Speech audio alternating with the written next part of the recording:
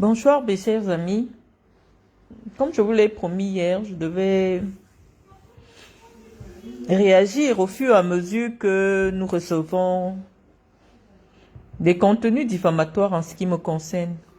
Donc, je me suis libéré un tout petit peu pour essayer de faire un direct pour répondre à la pute de Samuel Eto'o, qu'on appelle Serge Tamba, et à ses sbires qui ont décidé qu'en réalité, je serai leur cible pour cette année 2025.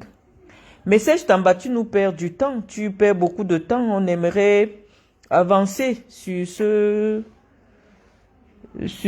je sais pas si c'est un combat ou si je sais pas trop quoi. Je pensais en avoir fini avec toi, hein. Je pensais qu'on avait terminé.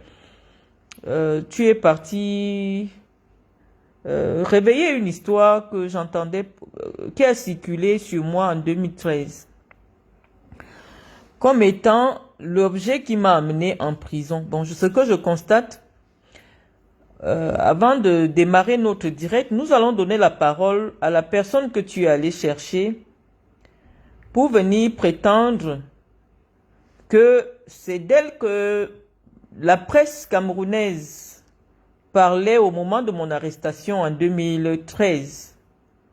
Est-ce que j'ai besoin de rappeler que de 2013 à maintenant, ça fait 12 ans? 12 ans pendant lesquels j'ai été au Cameroun de 2013 à 2016 et de 2020 à 2023. En aucun moment, je n'ai été convoqué dans un commissariat pour une confrontation avec quelqu'un dans le cadre d'une affaire de voiture. En aucun moment, je n'ai reçu une convocation pour venir m'expliquer sur une affaire de voiture au Cameroun. Mes bureaux, que ce soit ceux de l'Omnisport ou ceux de Mvogada, ont toujours été au bord de la route. Je suis une personne suffisamment connue, je ne dirais pas au Cameroun, mais dans la ville de Yaoundé, qui ne passerait pas inaperçu si jamais il avait existé un avis de recherche sur moi. Et maintenant, j'en prends même que, malgré le fait que des gens déposent plainte contre moi, j'aurais tellement de la cote au Cameroun au point où, malgré les preuves évidentes d'une escroquerie aggravée dont je serais l'auteur, les services de gendarmerie et de police m'ont quand même laissé circuler librement. Je ne le savais pas puisque, pour quelqu'un qui a quand même purgé, qui a quand même passé un séjour en prison, je ne sais pas où étaient ces soutiens qui m'empêchent aujourd'hui d'aller répondre depuis pratiquement 12 ans d'une affaire de voiture. Bon, tous les jours, on découvre, hein, on découvre. Donc, ce que j'ai fait, parce que j'ai l'impression que vous ne relayez pas bien cette histoire, j'ai décidé qu'on entende notre ami et qu'on analyse ensemble. Parce que je vous ai dit au fur et à mesure, vous envoyez vos supposées preuves ou alors vos supposés éléments. Je vais analyser avec vous pour qu'on puisse se faire notre propre idée. Et donc, nous allons écouter la personne qui m'accuse de détenir son argent. Parlez une fois de plus. Je ne sais pas utiliser. Supplie. Viens me remettre mon argent. Parce qu'en réalité, c'est peut-être la énième plainte. J'ai saisi la justice. Je ne sais pas si vous entendez. J'ai toutes les preuves. Voici l'avis de recherche. Voici la plainte déposée à la Légion, à la première région gendarmerie du centre. Voici l'ordre de virement faux que tu m'as envoyé depuis Nantes. On m'a arrêté même à Ecobank. Voici le certificat de vente où tu as trompé la vigilance de la police même en nous rassurant que c'était ton véhicule que tu étais en train d'acheter via la SGPC. J'ai saisi Interpol cette fois.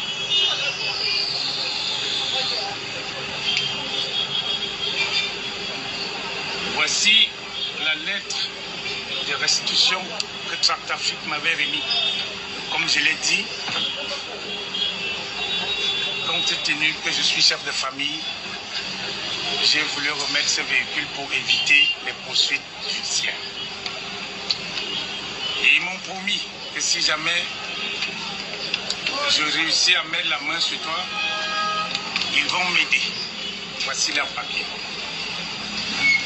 Et à la fin, je ne sais même plus le 40e avis de recherche.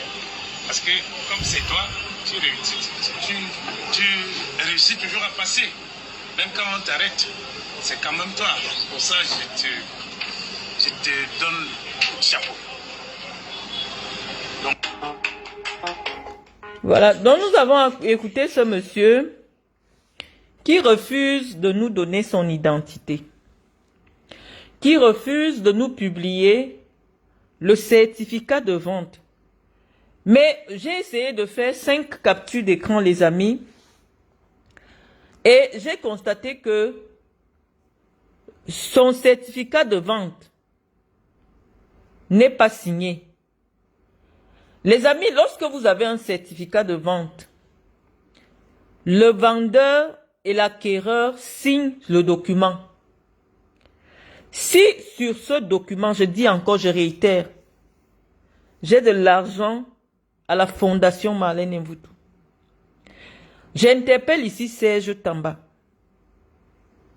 Si sur ce papier écrit certificat de vente, il y a mon nom, il y a ma signature, je m'engage devant les Camerounais à ce que demain matin, je vous ai donné rendez-vous hier, vous n'avez pas publié, à remettre l'argent à ce monsieur.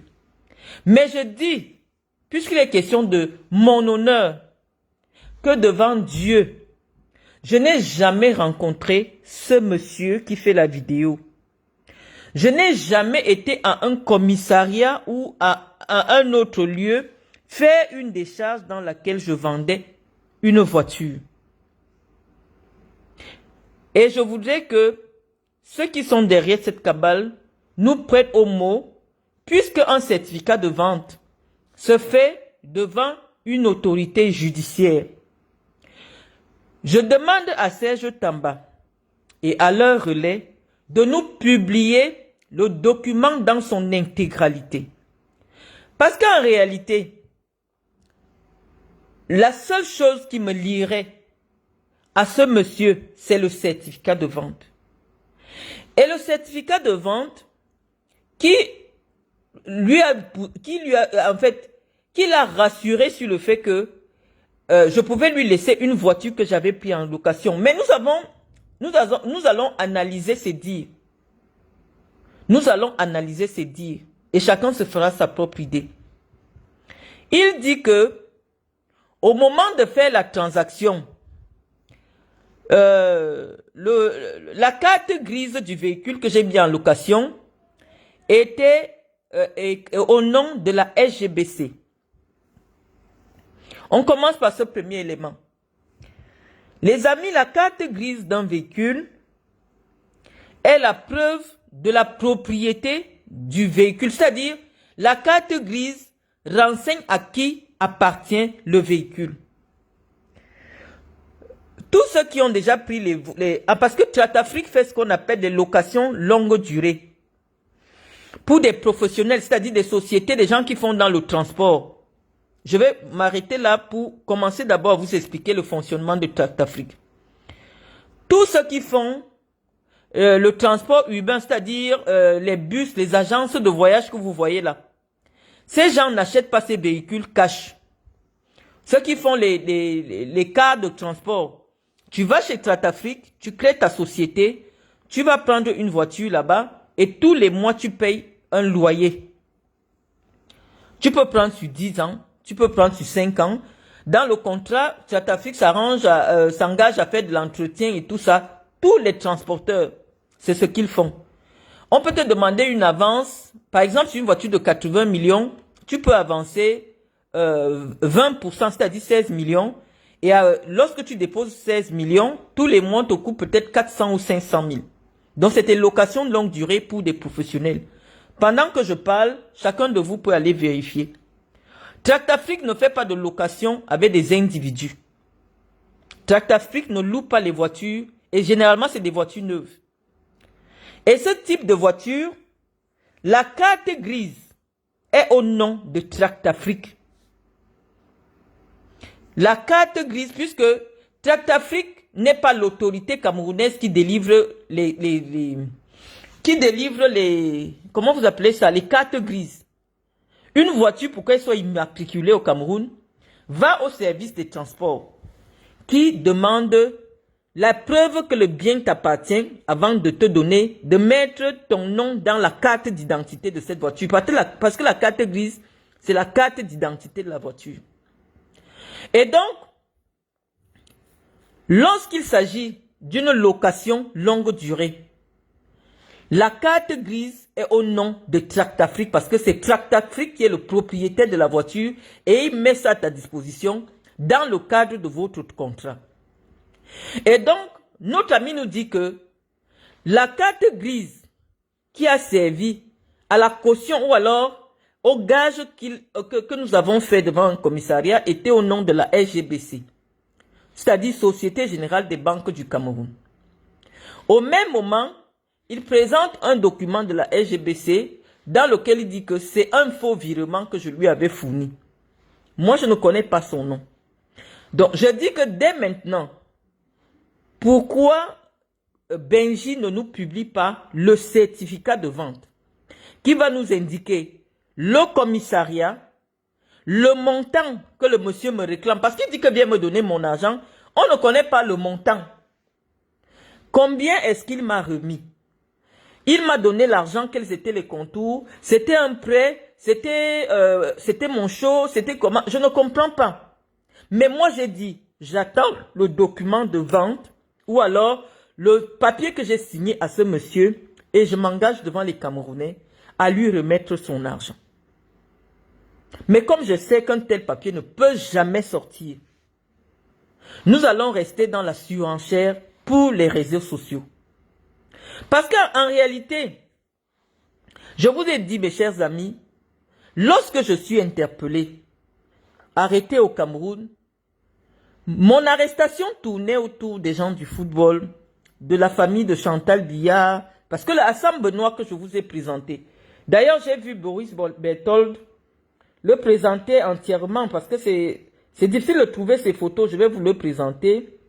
C'est un garçon qui marchait avec le fils de Chantal Biya, qu'on appelle Patrick Hers, le mari de Sandra. Et c'est ce garçon, je ne sais pas par quelle alchimie, puisqu'il traînait avec le colonel Angouango, qui était l'aide de camp de Chantal Biya à une époque, et qui était mon vice-président à la Ligue régionale. Lorsque ce gars commence à venir chez moi de temps en temps, il m'appelle, je suis en Guinée équatoriale. Il me dit que le secrétaire général de la présidence lui a demandé de me voir, qu'il voulait me voir, qu'il veut mon contact. Je réponds à Sam Benoît. J'ai envie d'aller sur... Quand je n'ai pas mon propre téléphone, je vais vous montrer son visage. Mais le téléphone que j'ai, je ne sais pas s'il y a Facebook. Parce que je voulais aller sur le mur de... Voilà. Boris Berthold, je vais vous montrer le visage de cet individu. Il m'appelle, il me dit, Ngongo Ferdinand a demandé à me rencontrer. Je suis en Guinée équatoriale. Je demande, c'est pourquoi. Il me dit, mais moi je ne peux pas savoir ce qu'il va parler avec toi. Mais il dit que c'est urgent, il faut que tu viennes au Cameroun, il veut te rencontrer. C'est ainsi que mes enfants étant arrivés au Cameroun, je viens au Cameroun. Quand j'arrive, je me présente à la présidence de la République parce qu'il m'a donné un numéro. Je me présente à la présidence de la République le jour que Hassan Benoît m'a dit que Ngongo allait me recevoir. Il insistait qu'il voulait me voir et tout ça. Lorsque j'arrive à la guérite, les gens de la guérite me disent que non, quand le secrétaire général doit recevoir quelqu'un, c'est eux qui envoient le nom au niveau de la guérite. Et quand tu arrives, tu te présentes. C'est comme ça que moi je commence à sentir l'histoire un peu bizarre. Et je repars à l'hôtel Montfébé. Quand je suis à l'hôtel Montfébé, je rencontre le sénateur, un ami à moi, le sénateur Ngalingwa. Je lui dis, mon grand frère, c'est toi qui fréquentes les gens de la présidence. Depuis une semaine, on me harcèle, on me dit que Ngongo veut me voir, Ngongo veut me voir. Moi, je ne le connais pas, je ne l'ai jamais rencontré. Je ne sais pas de quoi il s'agit. Parce qu'à un moment donné, quand Hassan Benoît m'appelle, il me dit même que c'est un ordre. Ce n'est plus qu'on demande ta volonté. Ngongo a dit qu'il veut te voir. C'est comme ça que je donne le numéro. Parce qu'on m'avait donné le numéro du secrétariat de Ngongo. Que quand j'arrive à la guérite, je dois appeler le numéro du secrétariat. Je donne maintenant le numéro au sénateur Ngalingwa. Le sénateur me dit non, ça ne peut pas être un numéro de la présidence. Et ça ne peut pas être un numéro du secrétaire général de la présidence. Donc, ces gens m'ont fait venir au Cameroun après avoir tissé une histoire pour me faire arrêter. Et cette histoire a tellement de ramifications. Mais je dis, le seul document qui peut m'innocenter pour cette humiliation que j'ai subie au Cameroun et que je continue à subir, c'est le document du certificat de vente. Donc, Serge Tamba, moi, je peux m'asseoir ici, je sors un lot de papier. J'ai fait mes petites enquêtes. J'ai fait mes petites enquêtes. Je peux m'asseoir, je montre un lot de papier. Tant qu'il n'y a pas le document où moi j'ai signé dans un commissariat et où tout le monde pourra vérifier que je vends une voiture que j'ai prise en location, on restera toujours dans cette cabale qui a été orchestré et qui continue à être financé entre Samuel Eto'o et Chantal Biya. Aussi curieux, parce que moi je ne réponds pas encore, je me défends encore, je suis encore à la défense. Je ne réponds pas encore. Parce que c'est curieux. J'ai été enfermé pendant 3 semaines dans les cellules de la PJ. Parce que quand ce monsieur vous dit que j'organisais le projet Aspire, la dernière fois que j'ai organisé le projet Aspire au Cameroun, c'est en 2009. Je pense que tout le monde peut vérifier sur Google. Et dans le cadre du projet Aspire, nous utilisions des 4x4 pour les tournées de tout le Cameroun. Et la personne qui était en charge d'aller nous chercher des voitures. Nous louons des voitures avec chauffeur, pas des voitures sans chauffeur. Chez les prestataires, les gars qui sont souvent derrière le Hilton, là, qui font des locations avec chauffeur. Il est ici sur ma page. Il s'appelle Joël Neoussi. C'est lui qui gagnait, qui prenait l'argent des locations des voitures. Il partait louer les voitures, il venait me remettre. Après avoir fait le branding chez un infographe, ceux qui voyaient les voitures Aspire là tourner, j'ai remis à Yannick Yuta et à Joël Neoussi, un gars Bafan et un gars Bapa. C'est eux qui étaient en charge de louer les voitures.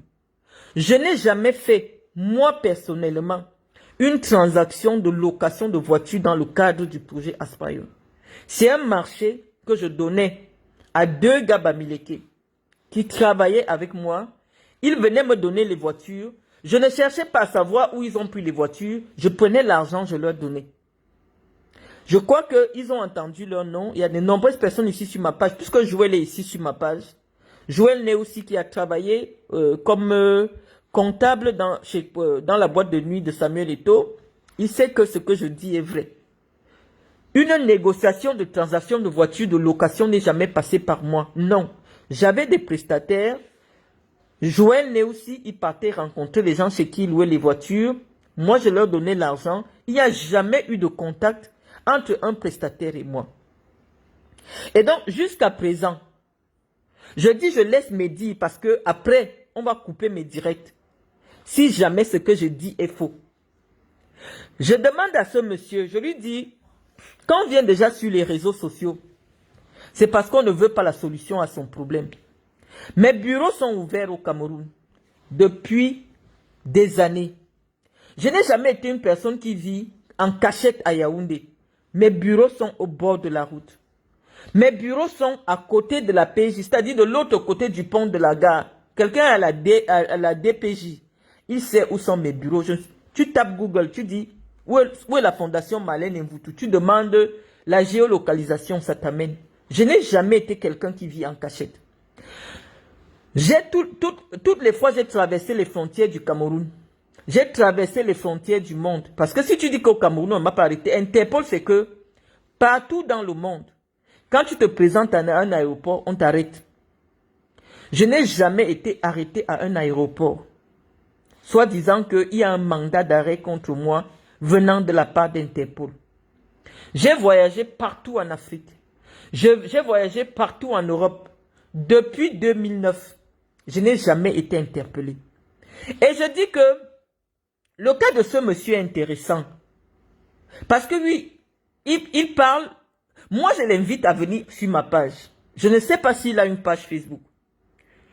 Pour qu'il y ait une confrontation directe entre nous.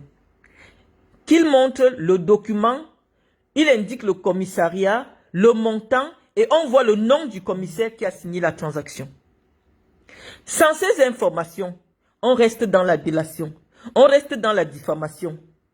Il dit qu'il a été porté plainte, qu'on m'a mis un avis de recherche, et que comme c'est moi, même si on m'arrête, Non mais attends, cher ami, j'étais quand même enfermé dans des cellules du Cameroun. J'étais quand même enfermé dans les cellules du Cameroun. Mon arrestation a fait grand bruit puisque tous les journalistes disaient que c'est cette affaire qui m'a amené en prison. Donc en principe, mon plaignant qui se présente aujourd'hui dans les réseaux sociaux devait être au commissariat à la DRPJ là où j'étais enfermé pour qu'il y ait au moins une confrontation. Ce monsieur ne s'est jamais présenté. J'ai fait 3 semaines de détention en cellule. Il ne s'est jamais présenté pour dire j'ai déposé une plainte contre cette dame. Je vous dis que j'ai arrêté le projet Aspire en 2009. Et lorsque vous avez une transaction pour escroquerie, la prescription est de 4 ans. Ça veut dire que jusqu'en 2012, à tout moment, que ce soit dans le cas de l'abus de confiance ou je ne sais pas trop quoi, mais nous qui sommes les juristes, si ce qu'il dit est avéré, ça tombe sous le coup de l'escroquerie aggravée. Parce que malheureusement, je ne peux pas être détentrice d'une carte, comment on appelle ça? D'une carte grise au nom de la SGBC. Ça veut dire que j'ai fabriqué une fausse carte grise. Que ce monsieur vient nous dire, est-ce qu'il a remis la carte grise à Tractafrique? Puisque Tractafrique ne peut pas avoir une voiture qui lui appartient. C'est Tractafrique qui est concessionnaire, mais écrit SGBC. Tous ceux qui ont déjà loué les voitures chez Tractafrique savent que les voitures sont écrites Tractafrique. Allez chez n'importe quel loueur de voiture, que ce soit en Europe, que ce soit en Afrique. C'est le nom du propriétaire de la voiture qui est sur la voiture. Donc malheureusement, mes chers amis, il y a des gens qui ont décidé d'utiliser, puisque même quand le monsieur parle, on prend ma photo, on colle. Parce que l'idée n'est pas de trouver une solution par rapport à quelqu'un qui a besoin de son argent. Non. L'idée, c'est de salir quelqu'un. Et moi, j'ai dit, je n'ai pas peur de mettre mes mains dans la boue. Ma réplique sera à la hauteur de ce que vous faites pour moi. Mais je dis, j'ai encore du mal à associer. Mais c'est quelqu'un qui me disait que reste tranquille, c'est Eto'o Fils qui est derrière cette histoire. Donc moi, je vais répondre maintenant à Samuel Eto'o. Samuel, il y a 5 jours, Justin Tagou m'a appelé. Très bon ami à moi. Que pendant les élections, je vais afficher je vais afficher l'appel, pas son numéro. Puisqu'il m'a appelé, il voulait que j'en parle forcément. Pendant les élections, tu es allé le rencontrer. Tu lui as demandé un prêt d'argent de 87 millions de francs CFA en promettant de rendre dans 1 mois. Justin Tagou, président de club, patron de Afrique Média, un très bon ami à moi. Je sais qu'il te connaît parce que le jour qu'il t'a téléphoné, que vous m'avez appelé, vous étiez 2. Tu as pris son argent. Ça fait aujourd'hui 4 ans, tu n'as plus jamais rendu son argent. Tu as fait dormir des équipes dans son hôtel. Il a 4 hôtels à Douala. Tu n'as jamais payé. Il m'a appelé pour me le dire. Toi, tu es un malhonnête. Ça se sait. Tous ceux qui te prêtent de l'argent, tu n'arrives pas à leur rendre. Mais moi, je ne suis pas en compétition avec toi, Samuel. Je n'ai jamais été en compétition avec toi parce que je n'ai pas le cœur de faire ce que tu fais. Tu viens de loin. Tu es sorti de la poussière, de la misère. Et pour arriver là où tu es arrivé, il a fallu que tu te battes. Il a fallu que tu te compromettes. Et dans tes compromissions, Samuel, tu as mis les mains là où tu ne devrais pas mettre. Samuel Eto'o, de source sûre, je sais que quand tu dors, tu sursautes. Tu te mets à parler seul, comme si tu fais la folie. Je le sais, et pendant longtemps, on t'a soigné pour ça. Je ne te diffame pas. Toute femme qui a déjà fait l'amour avec toi sait que ta caresse préférée est qu'on te lèche l'anus. Toutes les filles qui te connaissent le savent. Samuel Eto'o, je parle de toi parce que tu es bisexuel. Et tu vis officiellement marié à une lesbienne qui vit avec sa femme chez toi. Je parle de toi. Parce qu'on a décidé de faire du sale. Je commence un peu. On va faire du sale. Et moi, je ne mens pas. Je n'invente pas. Je dis la vérité. Tu as fait 2 enfants. Actuellement, tu vis à Douala. Avec une fille Bamileke, qu'on appelle Mylène Gassa. Vous avez 2 enfants. Le premier enfant que tu as fait avec elle, tu l'as amené chez moi en Guinée équatoriale. Il s'appelle Eto'o Gassa Junior.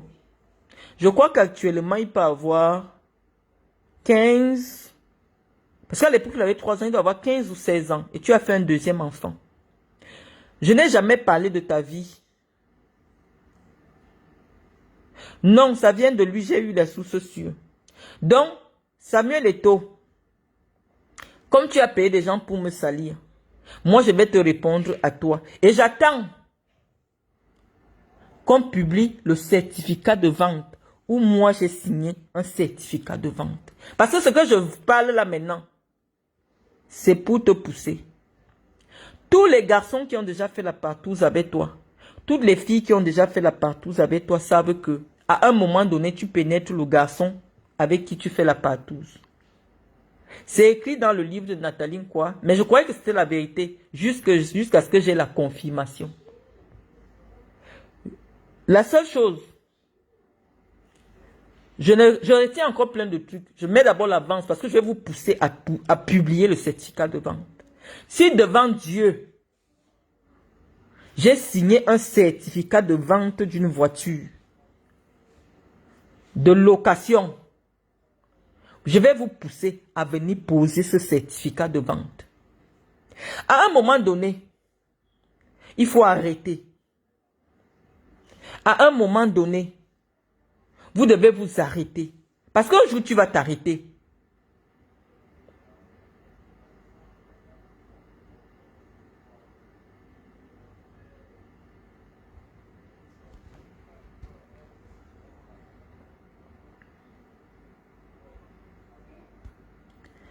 Avoir fait de la prison pour une escroquerie qui n'est pas établie. Je n'ai pas été condamné pour escroquerie. J'ai aucune condamnation. Pascal Ovambe.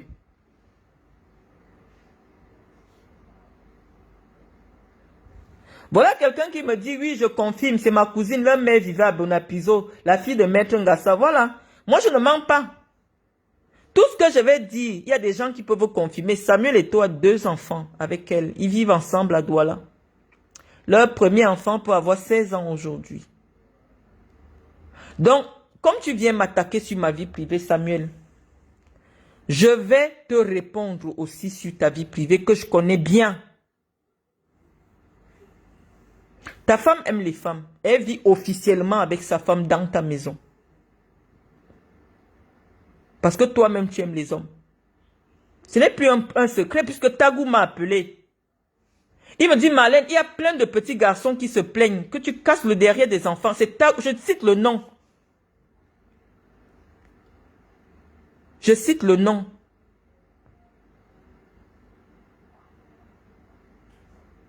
Donc, on part échelon par échelon.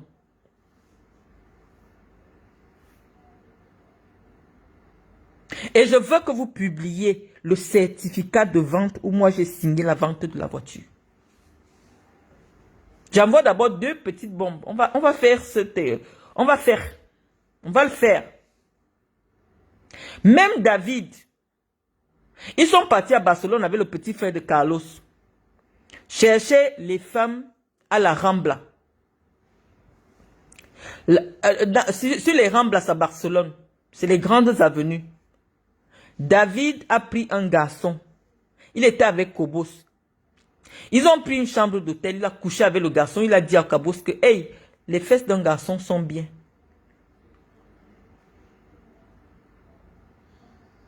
La femme malgache qui est à Paris, qui vous fait les remèdes, je la connais, son nom va sortir. Donc Samuel, je suis prête pour l'affrontement. Parce que j'ai eu la confirmation que tu as dit au garçon là de me faire du sale, de mentir sur moi, de venir avec des papiers, de faire tout. J'ai dit que c'est une affaire. J'ai arrêté de faire Aspire en 2009 au Cameroun. De 2009 à 2025, je n'ai jamais été convoqué dans un commissariat pour une affaire de voiture. Apparemment, on me cherchait. Apparemment, il y avait un avis de recherche sur moi pendant que j'étais au Cameroun. Pendant que j'étais en prison, il y avait un avis de recherche. Donc moi, je vais vous pousser à venir poser le fameux certificat de vente avec mon nom et ma signature. Parce qu'à un moment donné, il y en a marre, Samuel. Je ne sais pas ce que je te dois.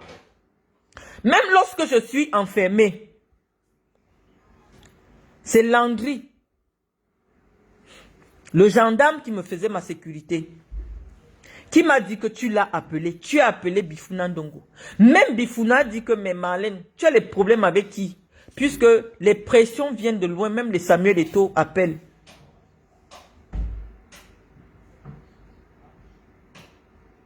Combien d'enfants de maman se plaignent que tu couches avec les garçons, là, les petits garçons? Lorsque les gens ont commencé à se plaindre que tu vas ramener l'homosexualité dans les lions indomptables, c'était pourquoi? Ce sont les conditions de vos choses. Hein. Ce sont les conditions de vos choses. Mais j'ai dit, moi je n'ai pas une milice cybernétique. Je vais venir te répondre, Samuel. Je vais te répondre. J'attends, avec les Camerounais, nous attendons le certificat de vente. Filmez-moi le certificat de vente, vous plaquez sur Facebook. Je vais assumer.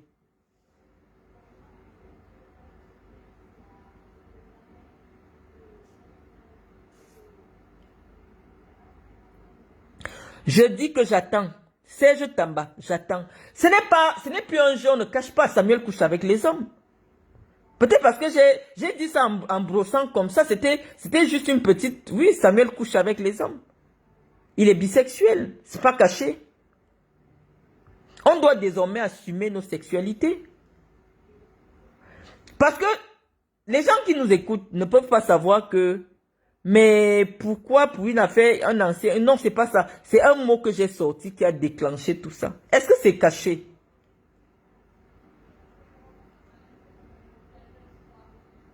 C'est pas caché? Ce n'est pas caché? Il a pris l'argent chez Ben Kwaku, il a pris l'argent chez Justin Tagou. Justin Tagou m'a appelé et il me l'a raconté il y a 5 jours. C'est Justin Tagou qui m'a raconté l'affaire de tous les petits garçons qui se plaignent de ce que Samuel couche avec les enfants des gens.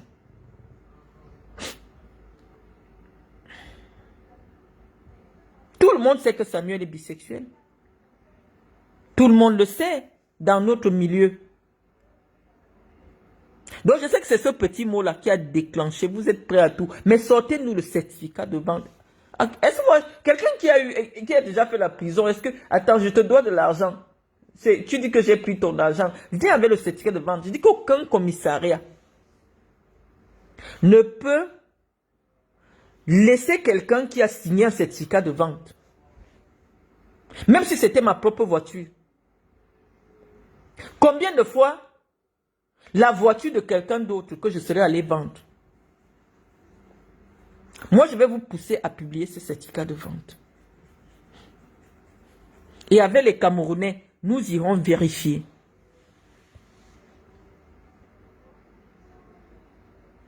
Donc, vous n'êtes pas caché, Serge Tamba, votre petite bande de Depso là, vous n'êtes pas caché.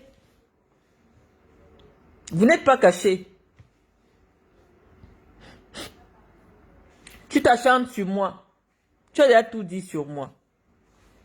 En 2013, quand on m'arrête, c'était par rapport à cette histoire. Je ne comprenais pas. Je dis, aucun commissariat au Cameroun ne peut enregistrer une transaction avec une carte grise qui n'est pas en ton nom. Même si tu n'as pas encore fait la mutation de la carte grise, tu viens avec le certificat de vente. Ça veut dire quoi? Premier certificat de vente et le deuxième certificat de vente. Ça veut dire que si la carte grise au nom de la SGBC, je dois avoir le papier qui me lie à la SGBC. Ça veut dire soit le certificat de vente, soit la promesse de vente, mais quelque chose qui me lie à la SGBC. Ce n'est pas parce que tu as la plainte, alors que tu ne m'as jamais rencontré. J'ai dit aux Camerounais que je n'ai jamais rencontré ce monsieur. Et la seule preuve que nous pouvons avoir, qui va nous dire si j'ai déjà rencontré le monsieur, c'est le certificat de vente, parce que ça se fait en présentiel. Et si tu fais un certificat de vente, tu n'es pas présente. Il y a ce qu'on appelle la procuration. On est fatigué. Ma vie ne vaut pas, je ne sais pas. Pourquoi vous vous acharnez à me salir à ce point? J'ai dit les choses arrivent. On commence un peu. Depuis le matin, je vous dis, je n'ai pas envie de salir Samuel. Parce que ce que moi je sais de Samuel, c'est la vérité. La vraie vérité, pas qu'on m'a dit. Je parle toujours de ce que j'ai vu. Et quand quelqu'un me dit quelque chose, je dis son nom.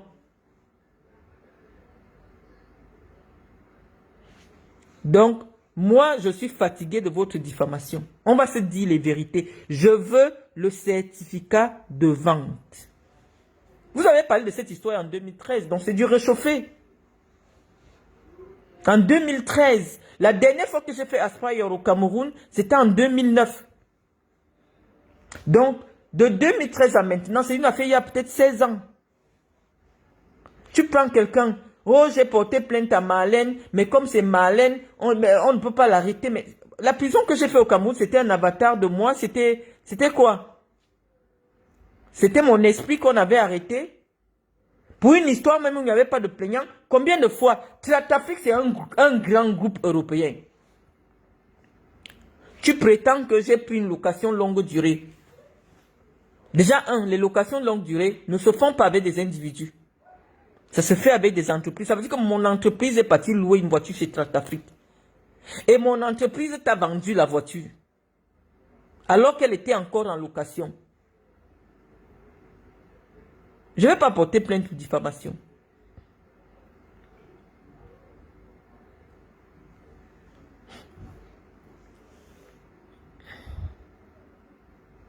Voilà. Je ne lisais pas vos commentaires. Hein. Je ne lisais pas vos commentaires. Ce que j'ai dit, j'assume. J'attends votre retour. Tamba, Eto couche avec des hommes.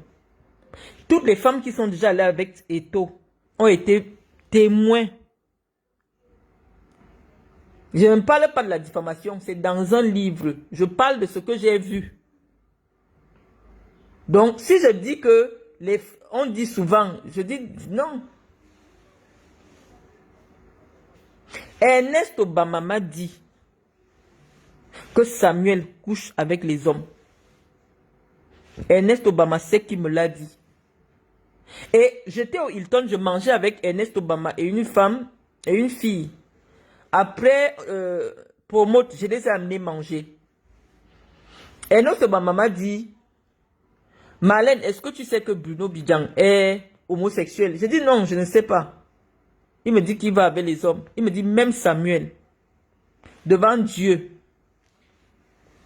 J'ai regardé Ernest comme ça, j'ai dit mais... Il me dit mais attends, sous ce sur. Donc assumez vos vies. Assumez vos vies.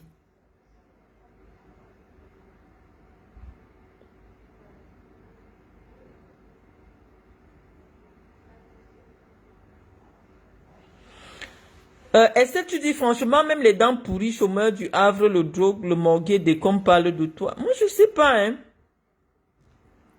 Je n'ai jamais, je sais pas qui c'est. Je sais pas qui c'est. Donc, je vais pas répondre.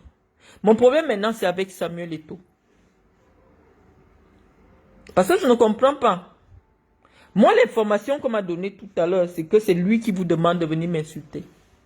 Je dis que ça arrive.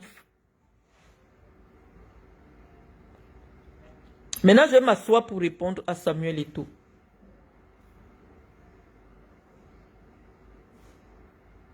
Ce que je dis est écrit dans les livres. J'ai cité les noms des témoins. Si ce que je dis n'est pas vrai, Ernest fait une vidéo.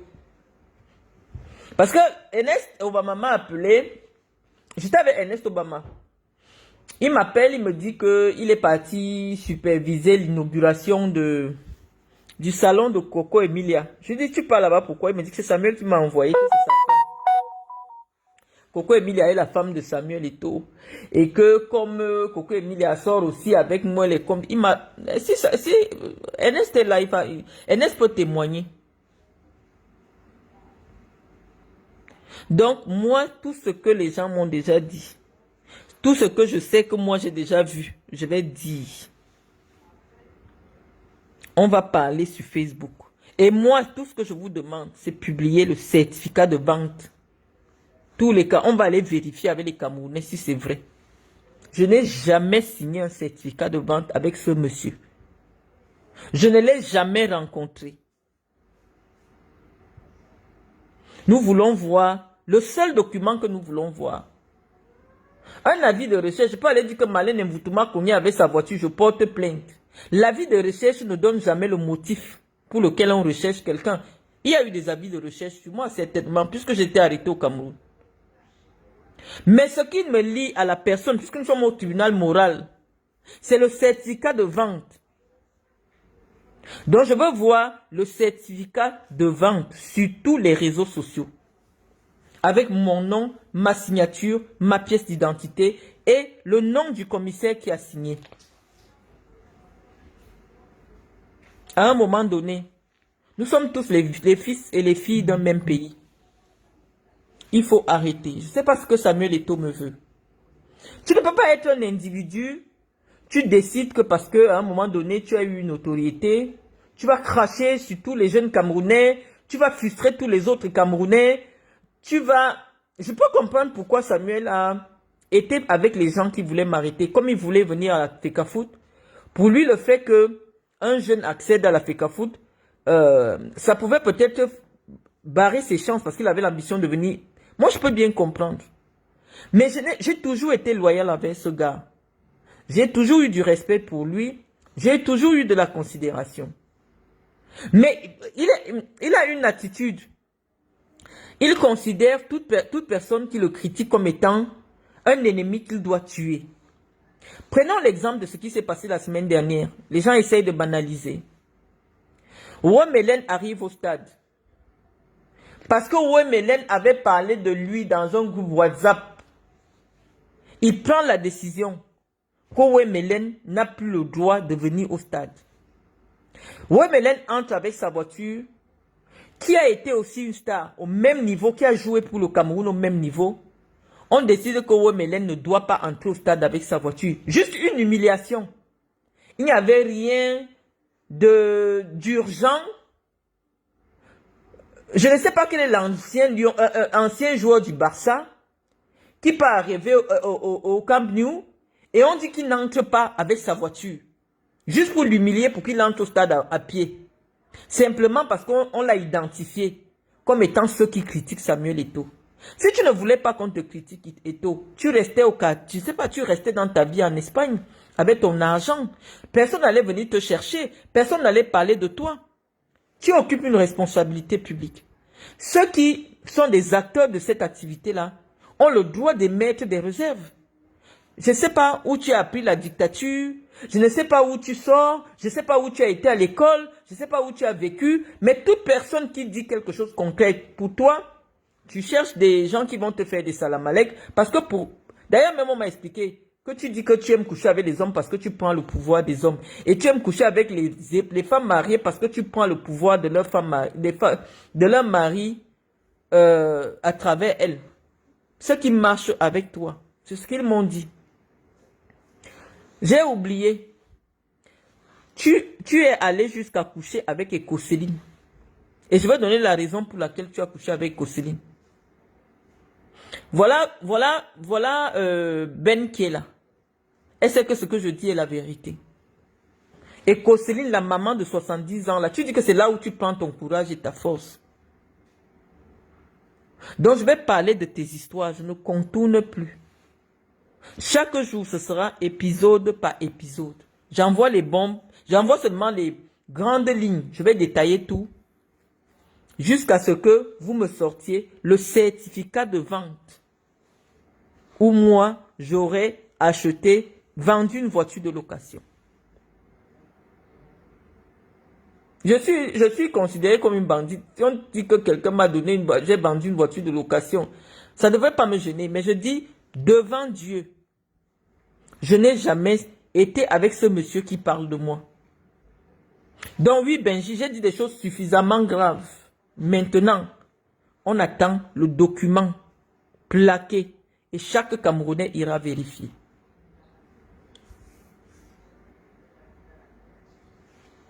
Voilà les amis. On ne va pas rester très longtemps. On laisse ça pour les gens, les églisiens. Benji, j'attends le document. Bonne soirée.